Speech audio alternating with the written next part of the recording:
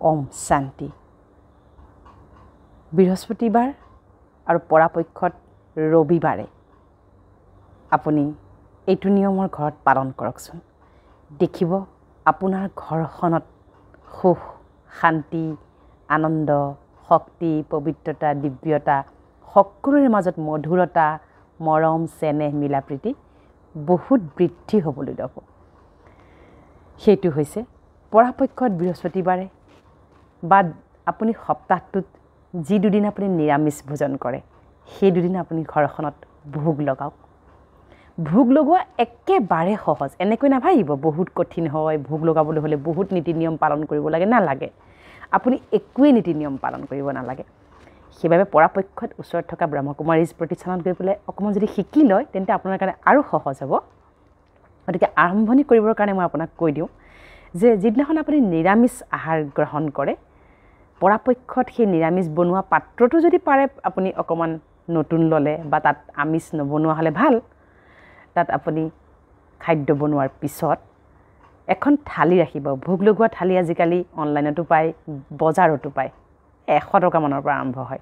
তেনেকুৱা থালি এখন আপুনি আনি থ'ব। তাত বিভিন্ন ধৰণৰ সৰু সৰু বাতি থাকে। যি যি আপুনি বনালে তাত দিব। দি পেলাই আপুনি ঢাকিব। কিবা এখন দি সুন্দৰ কাপোৰ বা নতুন ৰুমাল এখন দি ঢাকিব। ঢাকি পেলাই আপুনি থাপনাত বহিব দেই। থাপনাত বহি আপুনি ভোগ লগাওকচোন। আপুনি এইটো নিয়মৰ পালন কৰকচোন। দেখিব আপোনাৰ যিটো সমস্যা, যিবিলাক সমস্যা লৈ আপুনি এতিয়া জৰ্জৰিত হৈ আছে বা প্ৰব্লেম পাই আছে সেইবিলাক কিন্তু লাহে লাহে লাহে লাহে নোহোৱা হ'ব। গতিকে আপুনি ভোগ লগালে প্ৰতিদিনেই আপোনাৰ সমস্যাটো লৈ যিটো সমস্যা সেই অনুসৰি সংকল্প দিব লাগিব। ভোগখিনি ল'লে, থাপনাত বহিলে, থাপনাত বহাৰ পিছত আপুনি ইমাজিন কৰিব, কল্পনা কৰিব যে আপুনি সেই থাপনাত ভোগ স্বয়ং নিৰাকাৰ পৰম পিতা পৰমাত্মা ঈশ্বৰ আল্লাহ গড ভগৱান তেওঁ ওপৰৰ পৰা তেওঁ দিব্য শক্তি ঢালি আছে। এনেকুৱাকৈ ইমাজিন কৰিব, অনুভৱ কৰিব, আপুনি নিজে ইমাজিন কৰিব। আপুনি ইয়াত আপোনাৰ তৃতীয় নেত্ৰ মানে য'ত আমি আত্মস্থান বুলি কওঁ, আপুনি য'ত ফুট লওঁ, তিলক লওঁ, এইখিনিত আপুনি দেখিবলৈ চেষ্টা কৰিব আপুনি আত্মা, এটা জ্যোতি, ভিতৰৰ ফালৰ পৰা এটা তৰা যেন আপুনি ইয়াত দেখিছে।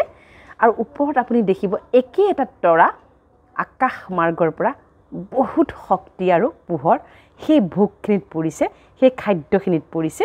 আৰু লাহে লাহে সংকল্প আৰম্ভ কৰিব ক'বলৈ, মই শক্তিশালী, মই জ্ঞানস্বৰূপ, মই আনন্দ সুখ দিব্য পৰম পবিত্ৰ স্বৰূপ, মই সৌভাগ্যশালী, মই সন্তুষ্টমণি, মই পৰম সৌভাগ্যশালী, মই সফলতা মূৰত, মই সহযোগী, মই বহুত ভাল, মই যেনেকুৱাই বহুত ভাল। তাৰপিছতে ক'ব পৰমাত্মাই এই খাদ্য, এই ভোগ পৰমাত্মাই স্বীকাৰ কৰিছে। ওপৰৰ পৰা পৰমাত্মাৰ 7টো ৰঙীন শক্তিৰ পোহৰে খাদ্যত আহি পৰিছে। এই খাদ্য অমৃতলৈ ৰূপান্তৰ হৈছে। এই খাদ্যত সুখ, শান্তি, আনন্দ, শক্তি, পবিত্ৰতা, দিব্যতা, মহাশক্তি মিহলি হ'বলৈ আৰম্ভ কৰিছে। কল্পনা কৰিব আৰু ক'ব এই খাদ্য অমৃতলৈ ৰূপান্তৰ হৈছে। এই খাদ্য খোৱাৰ পিছত মোৰ ঘৰখনত থকা প্ৰতিজন ব্যক্তিৰ মানসিকভাৱে সুস্থ সবল আৰু শক্তিশালী হ'ব। মোৰ পৰিয়ালত থকা প্ৰতিজনৰ পৰা সকলো ৰোগ নিৰাময় হ'ব। মোৰ পৰিয়ালত শান্তি সুখ স্থাপনা হ'ব। মোৰ ঘৰত সুখ শান্তিৰ স্থাপনা হ'ব। এই খাদ্য খোৱাৰ পিছত মোৰ ঘৰৰ সন্তান আজ্ঞাকাৰী, বুদ্ধিমান, সৌভাগ্যশালী আৰু সৰ্বাংগীন সুন্দৰ হ'ব। এই খাদ্য খোৱাৰ পিছত আমাৰ ঘৰখনত থকা প্ৰতিজন ব্যক্তিৰ মাজত মধুৰতা, একত্ৰতা, নিস্বাৰ্থ প্ৰেমৰ ভাৱনাৰ জন্ম হ'ব। আমি এজনে আনজনক সহযোগ কৰোঁ। এয়া ঈশ্বৰৰ ভোগ। এই ভোগ ঈশ্বৰে স্বীকাৰ কৰিছে আৰু এই খাদ্য আমি খোৱাৰ পিছত মোৰ ঘৰখনত এক মহাশক্তি, এক ঐশ্বৰিক শক্তিৰ অনুভৱ হ'ব। এনেকৈ কৈ কৈ আপুনি ভোগ লগাওক। তাৰপিছত লাহে লাহে আপুনি ভোগ লগাওঁতে এদিন দেখিব আপোনাৰ মনত যদি কিবা চিন্তা চলি আছে, টেনশ্যন চলি আছে, ধৰক কিবা এটা টেনশ্যনে খুব আপোনাক খাই আছে, গতিকে সেই টেনশ্যনটোক লৈ আপুনি যদি বিচাৰিছে যে টেনশ্যনটোৰ পৰা মই উপৰাম হওঁ, এই টেনশ্যনটোৰ পৰা মই মুক্তি পাওঁ, তেতিয়াও কিন্তু আপুনি ভোক লগাব পাৰে।